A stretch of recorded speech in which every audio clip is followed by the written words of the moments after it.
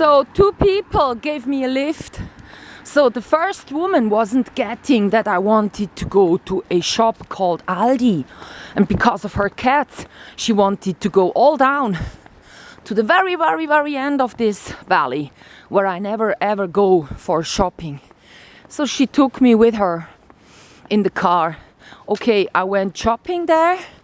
So then the next, she gave me a lift back to the city. So I got off, I got a ticket, I went 2 stations or something, and now I'm walking up again. I was planning to actually buy a ticket, but you know, then waiting for the cable car and also not having been walking up, it's like, yeah, now I bought quite a lot of food, now I go home, and then at home I don't really have to leave the house unless I plan to do so. So next week will just be me at home, not doing anything, I promise. So I might like keep all the things, you know, the people were so getting on my nerves. Like the last guy that gave me a lift, he went like, are you gonna hike somewhere? And I knew that he wanted to know where I live. So I went like, you know, these questions, don't be so pesado, like so, you know, breathtaking and wanting to know it all. And so if you are spontaneous, you don't need to ask these preset questions. But he didn't get it. He went like, yeah, but if I'm driving by car here, sure, I want to know where you're going to. But you know, why would you want to know unless someone wants to tell you? And so I went like explaining, but he didn't get it. So, you know, but me now, I bought a backpack full of coffee and the cookies I've started eating, and I have thrown it away already.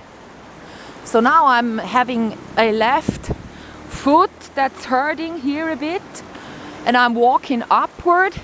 I will have a shower.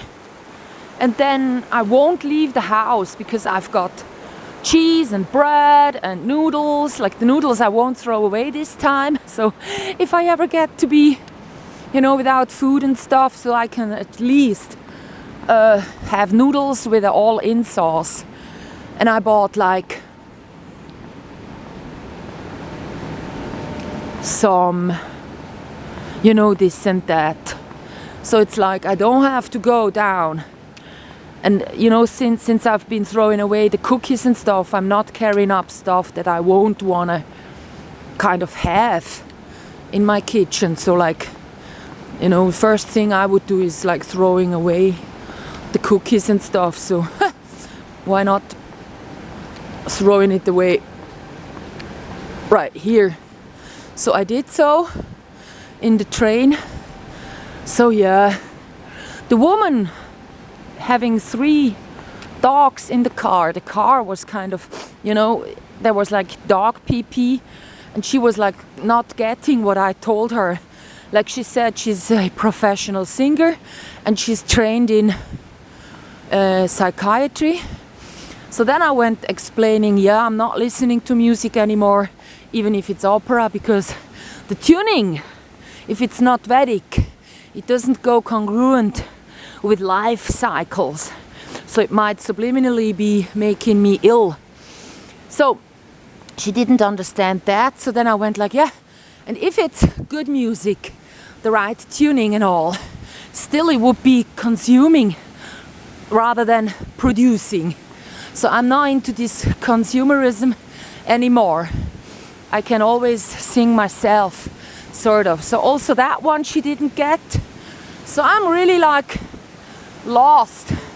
But one very woman, the first woman that gave me a lift,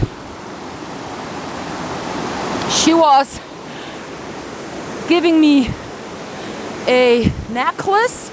Someone she knows is producing these necklaces. So I wanted to give her a curtain. So now I'm gonna just like email the picture so she can decide whether she wants it. It's not a big thing and stuff. It's just, you know, the leaves laminated and cut out, and now they hang there, and I don't need it. So yeah, but you know, usually she told me that the village, the biggest of this region, from the village kind of, which is the major village of this valley, she said that because they've killed a witch there, it has a bad energy. So I went saying, well, these witch hunt stories probably aren't true. We don't know. What proof do we have? It's maybe just to, again, frighten the people. Because of Miles Mattis, you have to be investigating every kind of historical fact before you start kind of building your belief system on top of that kind of, you know, fact, which is not a fact but just a fake whatever. So then she went, yeah, but there is. And so I went, yeah, there is a bad energy because it's a valley and there is hardly any sun hitting the city right there. So it's actually strange to have a city right there, but it's because the river meets with another river, or it's just like very wide down there. So it's kind of like, you know, they got the river and then electricity from the river, and so people needed to live nearby, and it's just like, you know, one thing asks for the other. So yeah, now let's walk up.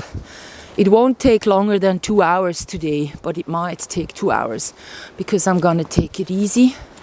So that first woman had such a nice little, it's a mixture between a pincher and a chihuahua. So that little dog was kind of still very slim. It came to her being sunburned on his ears. So people really didn't take care of that dog, gave the wrong foods. So now she's feeding it properly, so a little bit that dog has already gained weight. That's nice to hear. So the two of us, we are now gonna walk to the first bench, and there I'm gonna put the Nick Hornby English into the backpack or leave it there. I can do however I want. And then I put all the you know, the scarf and the jacket into the backpack, and then I'll walk up. So yeah, you know, when you tell people something and they're not able to listen and to comprehend what you're saying, what for, you know, wasting breath on them. So the first woman, she wasn't getting that there is a difference between consuming and producing. She was talking over it, and she was not asking about the tuning. When I said the tuning in Austria is different from all over, from everywhere else on the world. So, and the other guy, I mean the woman with the 3 dogs, so I couldn't breathe in her car. I don't like it if it stinks. So even the window, it was open, but it wasn't possible for me to talk and then inhale. But the little dog came onto my lap, so that was a nice experience. Have that little boo-boo. So yeah, then this man that gave me a lift just for like 2 villages, 2 kilometers. He was taking me with his car So he wouldn't get that I'm liking to actually talk. And since I have seen the video on how the Spanish communicate, now I can explain what gets onto my nerves. So the Swiss, they would always like, especially in this valley, ask the same questions. They go asking, where do you go? Then you say, you live here? Then they want to know where exactly. And so you go like, I don't want to tell you actually. So, you know, the conversation gets kind of too private all of a sudden, because I don't want people to go telling me who they know living near me or what they think about, you know. So yeah, the Spanish, they would always cherish the moment. So if it's like good weather and not too warm, not too cold like today, they would say, yeah, nice weather to be outside.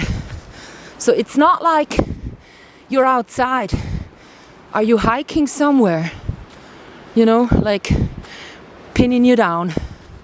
No, it's all open.